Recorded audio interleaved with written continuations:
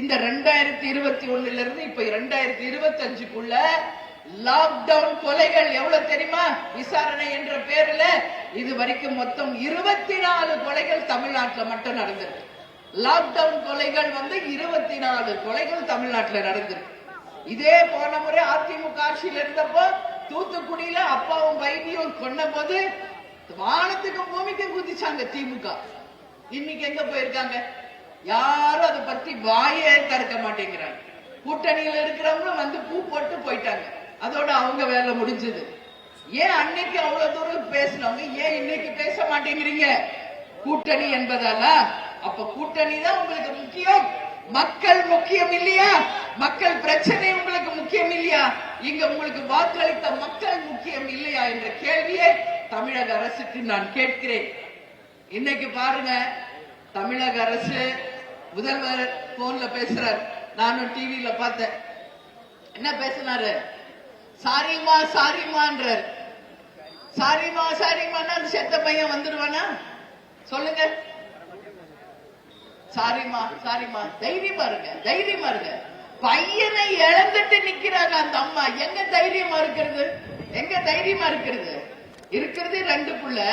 அதுல ஒரு புள்ள அடிச்சு கொலை செய்யப்பட்டு இறந்திருக்கான். தைரியமா இருங்க, தைரியமா இருங்க அப்படின்ட்டு என்ன உங்களுக்கு செய்யணுமோ செய்யறோம்னு அங்கேயும் ஒரு கண் துடைப்பு. அதான் நடக்குது. வீட்டு பட்டா ஒரு வீடு கட்டி தரோம், உங்க பையனுக்கு வேலை கொடுக்கறோம்னா முடிஞ்சு போச்சு. சாரிமா சாரிமான்றீங்களே, சாரிமா அந்த போன உயிருக்கு அந்த அம்மாவுக்கு பையனை திருப்பி தருமா முதல்வர் அவர்களே? ஆனா ஒரு கன்சர்னோட பேசுனீங்க, ஒரு மனிதாபிமானம் உங்க பேச்சுல இருந்தது, அதை நான் ஏத்துக்கிறேன். ஆனா இது தீர்வு கிடையாது. இன்னைக்கு காவல்துறை யார் கையில இருக்கு? நமது முதலமைச்சர் கையில தான் காவல்துறை இருக்கிறது. எனவே இது முழுவதுமாக முதல்வர் தான் பொறுப்பு ஏற்க வேண்டும்.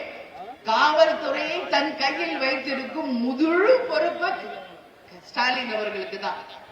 யாரோ ஒரு லேடி அவங்களை பத்தி கம்ப்ளைண்ட் பண்ணோன்னு அடிச்சு கொண்டு போய் கொலை பண்றீங்க. என்ன இன்ஃபுளுயன்ஸ் அங்க? யாரோ எஸ்பி போன் பண்றாரு, டிஎஸ்பி போன் பண்றாரு, கலெக்டர் போன் பண்றாங்க, அதிகாரிகள் போன் பண்றாங்கன்னா அந்த பெண்ணின் பின்னணி என்ன? யார் அந்த பெண்? அந்த நிக்கிதா என்ற பெண் யார்? இன்னைக்கு பார்த்தா அவ்வளவு கம்ப்ளைண்ட்ஸ் அந்த அம்மா பேர்லயே இருக்கு.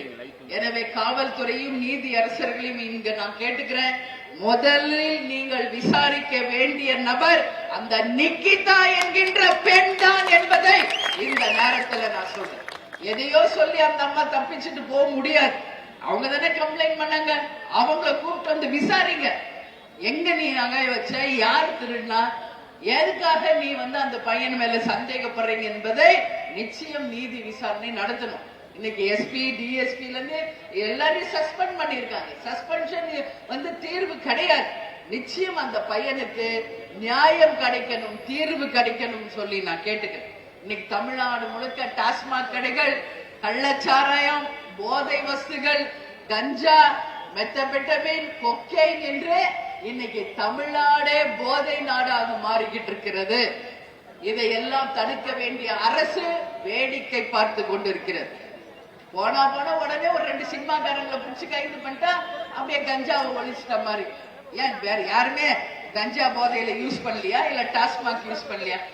இன்னைக்கு ஸ்ரீகாந்த், கிருஷ்ணா அப்படின்னு 2 நடிகர்களை கைது பண்ணிருக்காங்க. எதுக்கு? அவங்க போதை பொருளை எடுத்துக்கிட்டாங்க. தமிழ்நாடு இன்னைக்கு 95% குடியிலையும் கள்ளச்சாராயத்திலையும் போதையிலும் தான் இருக்காங்க. ஏன் அவங்களையெல்லாம் இந்த அரசு கைது பண்ணல? அப்போ இது திசை திருப்பும் நாடகம்.